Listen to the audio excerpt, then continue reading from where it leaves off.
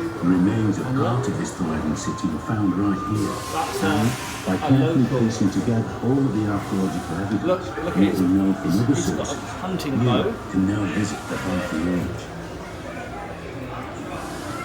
It's okay, just sit around. Hello, Mummy. Look, he's got a bow and a hunting You have arrived by the River Foss. Ahead lies the city with countless houses and workshops, many of them newly rebuilt. Some, like this damaged one, a victim of an unintended half-halt. As ships became more seaworthy, the Vikings created wild trading routes, sometimes using chains or middlemen to carry goods from one side of the Viking world to the other. Silks and the cowrie shell found here suggest trade with Central Asia, the Eastern Mediterranean and the Red Sea. It's possible that this man made their way to Jorvik to sell their goods. Slaves may have come to Jorvik from Dublin or elsewhere, bringing with them the spoil of their raids or battle days. Slaves were an important part of society all over Northern and Western Europe at this time. It looks like this slave trader is trying to make his way up to Coppergate. But before we get there, let's have a look at some of the many craftspeople working here in the city. Here's Sigurd. He's using animal bones and antler and deer to make some everyday objects such as combs, comb cases, skates, and bone blades. Making a comb from antler could be very time-consuming, but the ones found here were made from many pieces riveted together, even decorated. We know that the Vikings wanted to keep themselves well-groomed, as we found many combs in the excavations, as well as items such as tweezers and even ear screws. We now head away from the river towards the street of Coppergate and meet some more of the people who lived and worked here. Is this exciting? Ahead, you can see a simple, single-story building. These older houses were built from posts and wattle and have earth floors and thatched roofs. Most of these houses went out of use in the middle of the 10th century when they were replaced by the oak plank buildings that we'll talk about later. These early houses were built end-on to the streets and had long backyards with rubbish pits in them. It's not likely that they grew much food in the yards, but they probably kept animals there, such as those pigs you can see in the pen by the fence. From the many pig bones we found here, we know that Viking pigs were quite short and had a long snout like a wild dog. Pigs will eat almost anything, so it would have been a great way to turn household waste into meat. Here's the blacksmith's house. Look inside and you can see his wife. Robert, the blacksmith, is teaching his son how to sharpen a knife. It's today, human makiak sharp nakli. Uton kunien, ich will kunien. What have you got, Tina? Yes. Smiths were What's massive. that, Sunu? Go. He's sharpening the knife on a backstab. Now we go across to the next house and visit his neighbour, a wood tree, using one of the new style wooden plant building. Bunny is making cups and bowls while turning wood such as oak, black, and his cold rain. You can see all the wooden core waste from the graves which children may have used as spinning tops. By the way, it's this trade that many think gave its name to Coppergate, the street of the cup makers.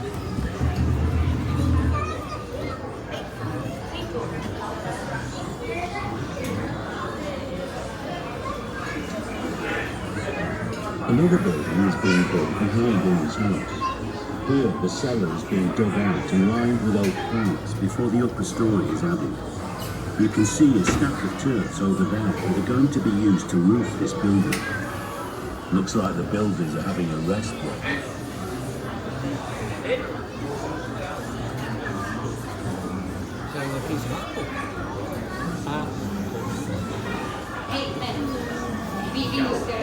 This family also look like they're taking a break. The children are being taught to play math attack by their grandfather. We found a wooden gaming board and lots of playing pieces here, made from bone, wood and iron, so it must have been a popular pastime.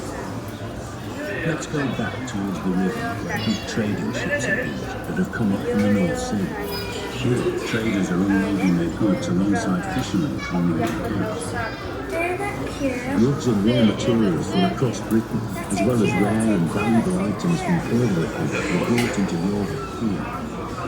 Iron ore bars from Britain alongside amber, sharpening stones and railway siding from Scandinavia, and good wine from the Highland. Jorvik was truly bustling, a vast international trading centre. Gaat dat wel? Here's some fishermen cleaning their Vraag naar de goatskin.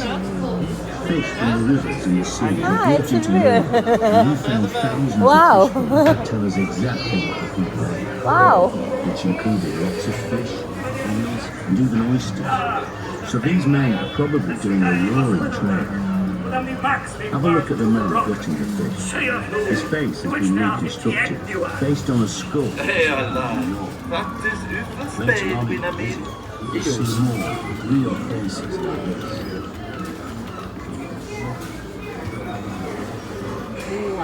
This next plot is a backyard where the people living here seem to have been dyeing their own cloth. The people of Jorvik spun fleece, then dyed and wove their own wool to make textiles from which they made their own clothes. Natural dye plants such as madder, laurel, woad, and dyer's green wool, all used to create shades of red, yellow, blue, green. Vibrantly coloured clothes would certainly brighten up the streets of Jorvik. On this plot of land, there was a gully that contained dye-clad lakes, suggesting that a dye bath had been tipped into it. Limestone lined that ditch running up to this next building, forming a passageway to the back door.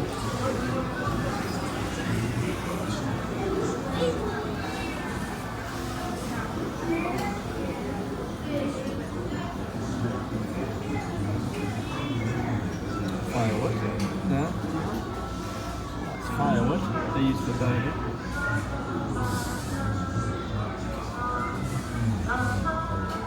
We are now entering another new style oak plank building. We're still discussing whether these buildings were 1 or 2 story, but they all had rooms or cellars below ground level. As we travel through this 2-roomed house, you can imagine that the floor of the back is being built, and you can see the cellar below where goods are stored.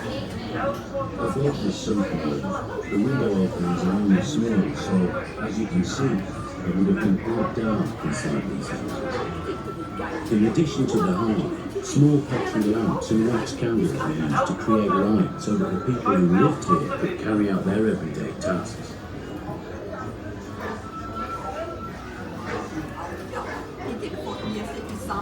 In this front room, we can see a woman working at the loom, which was used to weave woolen cloth for clothing and blankets.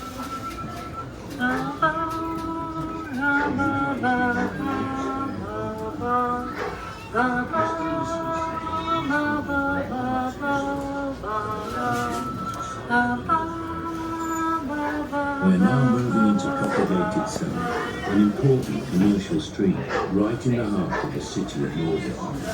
As you can see from these stores, you can buy almost anything here. Propagate is just one of the many streets in this city, which was home to more than 10,000 people. The streets of the city of Jorvik are covered in filth and mud, littered by car wheels and with potholes everywhere.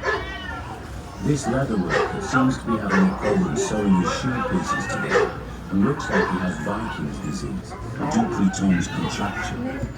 You can see it's caused the fingers on his hand to become clawed. It's a genetic disorder that runs in families and seen particularly in middle-aged men.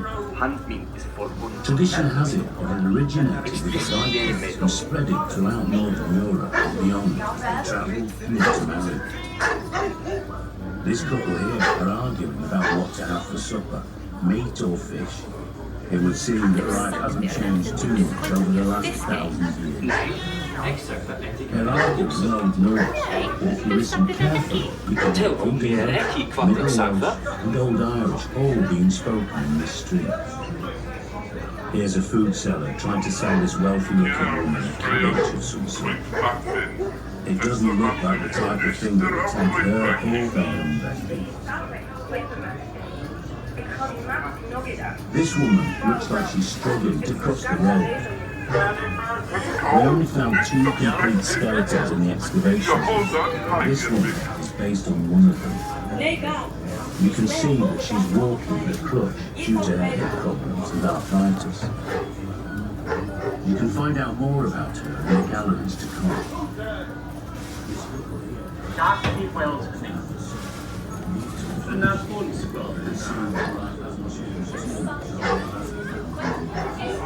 Here, we're in another of the new buildings. The first locals who came here were not Christians. They worshipped their pagan Norse gods, but they seem to have adopted Christianity quite quickly. There is lots of evidence for there being a Viking-era church just behind Coppergate, and there were many other new churches built in Jorvik at this time. Here's a priest administering last rites. He would always have worn a stole around his neck, as seen here, as it marked his priestly status. We found a very small, silk, pink-coloured reliquary pouch in one of the buildings. The embroidered cross on it suggests that it once held holy relics which have since disappeared and are now a mystery.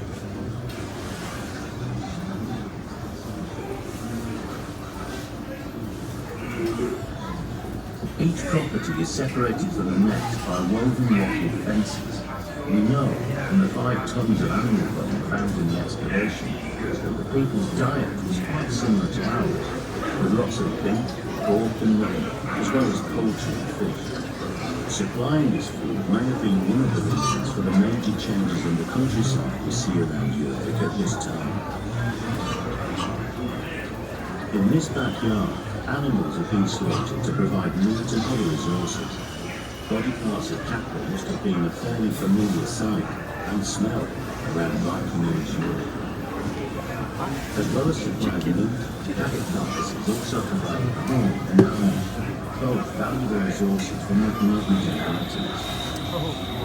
Stomach pumps take out of other byproducts of this slaughter. There must have been loads of flies breeding in rubbish pits and dumps across the city. The red dog, there on the fence, would have been a regular visitor, scavenging in the city, particularly in the backyard.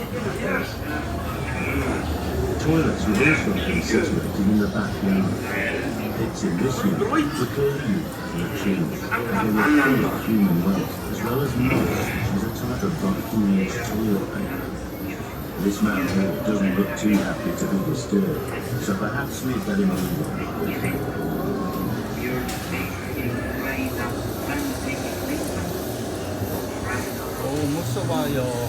Here, we are in our final house. In the excavations of Jorvik, we found a few Viking-age musical instruments, including a set of panpipes which can still be played. Music, saga telling and poetry.